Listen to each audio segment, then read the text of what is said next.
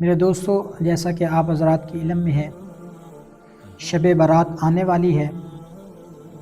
تو اس حوالے سے تھوڑی سی وضاحت عرض کرنا چاہتا ہوں۔ شب برات کس کو کہتے ہیں اور اس کی فضیلت کیا ہے؟ شب برات اس کی فضیلت بہت سادہ وارد ہوئی ہے، حدیث مبارکہ میں اس کی فضیلت آئی ہے، اور اسلاف امت بھی اس کی فضیلت کے قائل چلے آ رہے ہیں۔ اور اس رات کو شب برات کہتے ہیں، کیوں؟ اس لیے کہ اس رات کو لا تعداد انسان، بے شمار انسان اللہ تعالیٰ کی رحمت سے جہنم سے نجات حاصل کرتے ہیں، اللہ تعالیٰ ان کو جہنم سے نجات دیتے ہیں، تو اس وجہ سے اس رات کو شب برات کہا جاتا ہے۔ اب اس بارے میں کچھ لوگ افراط اور تفریط کا شکار ہو جاتے ہیں، بعض تو اس کی فضیلت کے ہی قائل نہیں، اور اس کی فضیلت کے بارے میں جو احادیث مروی ہیں ان کا سرے سے انکار ہی کر دیتے ہیں اور کہتے ہیں کہ معاذ اللہ یہ حدیث موضوع اور من گھڑت ہے،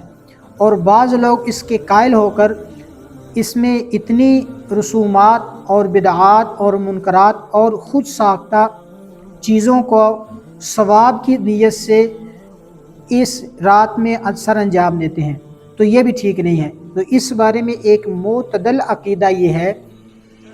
کہ اس رات کی فضیلت جتنی احادیث مبارکہ کے اندر آئی ہے اس کو اسی پر ہی رکھا جائے، اس سے نہ کمی کی جائے نہ زیادتی کی جائے۔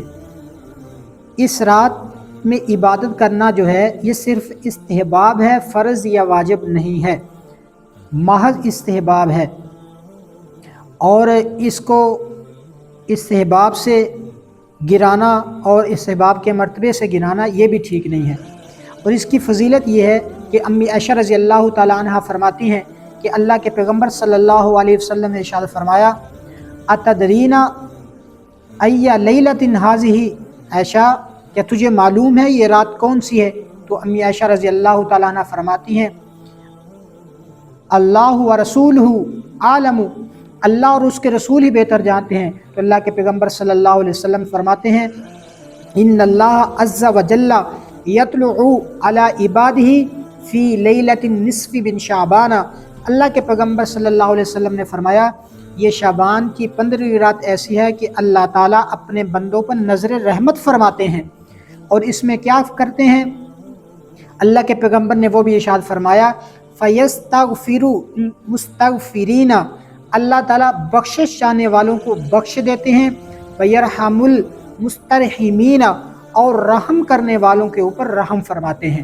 اور اللہ کے پیغمبر صلی اللہ علیہ وسلم نے ایسے مسلمانوں کے بارے میں بھی فرمایا کہ جو ایک دوسرے کے دل کے اندر کینہ اور بغض رکھتے ہیں اور ان کے دلوں کے اندر کسی مسلمان کی نفرت ہے، تو اس کے بارے میں بھی اللہ کے پیغمبر صلی اللہ علیہ وسلم نے فرما دیا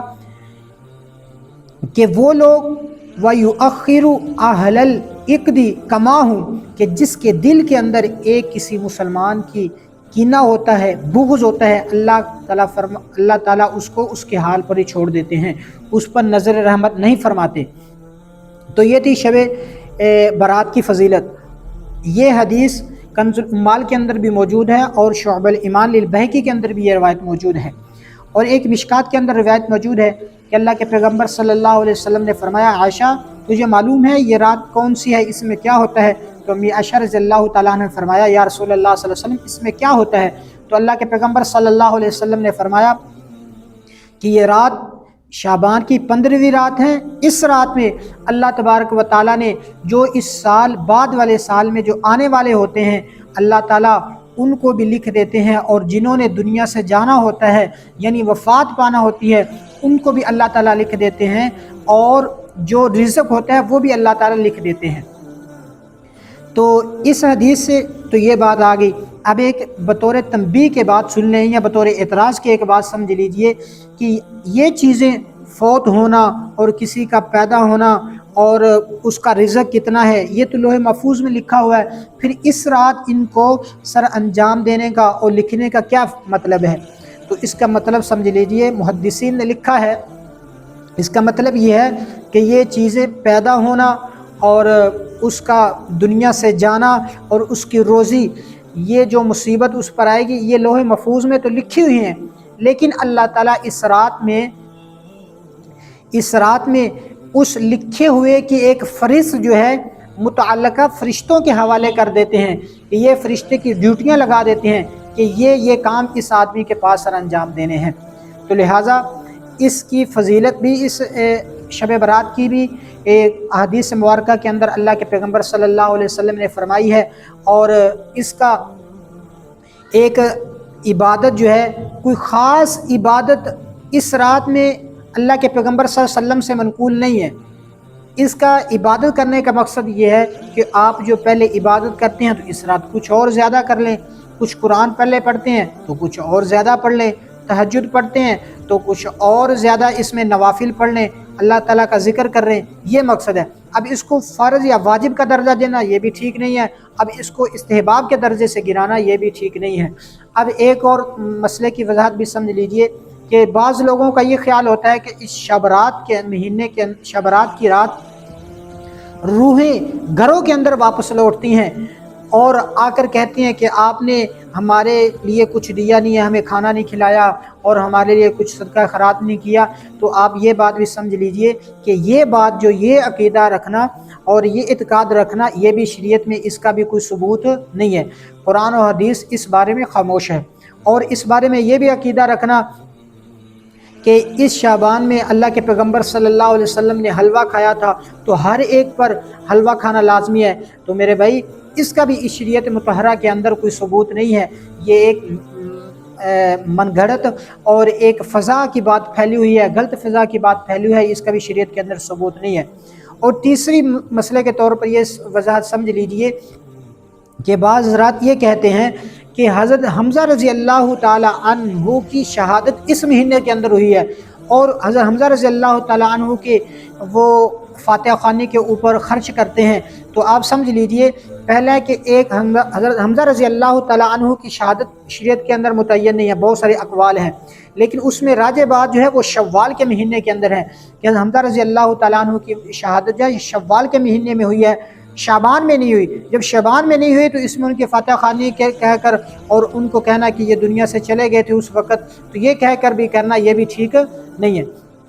باقی اگلی بات یہ بھی سمجھ لیجئے کہ اس رات کو بعض لوگ یہ کہتے ہیں کہ قبرستان جانا سنت ہے۔ دیکھو میرے بھائی کہ اللہ کے پیغمبر صلی اللہ علیہ وسلم کی زندگی کے اندر 23 مرتبہ شب برات آئی ہے۔ اللہ کے پیغمبر صلی اللہ علیہ وسلم صرف ایک مرتبہ قبرستان گئے ہیں، وہ بھی قبرستان گئے ہیں صرف ایک مرتبہ۔ اب جو چیز شریعت مطہرہ کے اندر احادیث مبارکہ سے جو چیز جس درجے میں ثابت ہے اسی درجے میں اس پر عمل کیا جائے گا۔ اب اگر کوئی بندہ قبرستان اس رات کو جاتا ہے تو صرف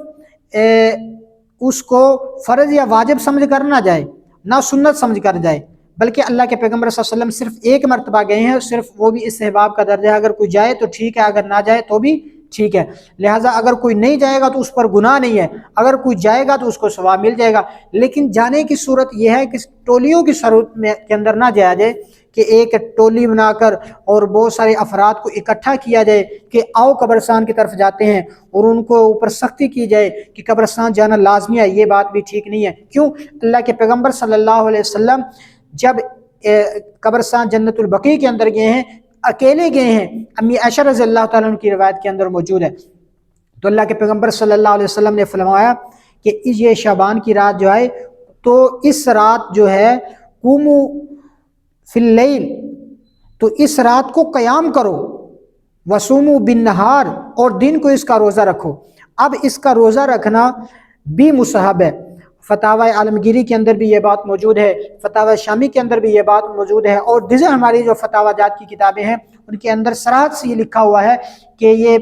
15 شعبان کا روزہ رکھنا یہ مستحب ہے۔ تو لہٰذا رات کو ہم قیام کریں اور جو عبادت کرنی ہے تو اس سے کچھ زیادہ کر لیں، اللہ سے گڑ گڑا کر مانگ لیں، اللہ تعالیٰ کو راضی کر لیں۔ تو اللہ تعالیٰ سے دعا ہے کہ اللہ تعالیٰ ہمیں عمل کرنے کی توفیق عطا فرمائے۔ وآخر دعوانا الحمدللہ رب العالمین۔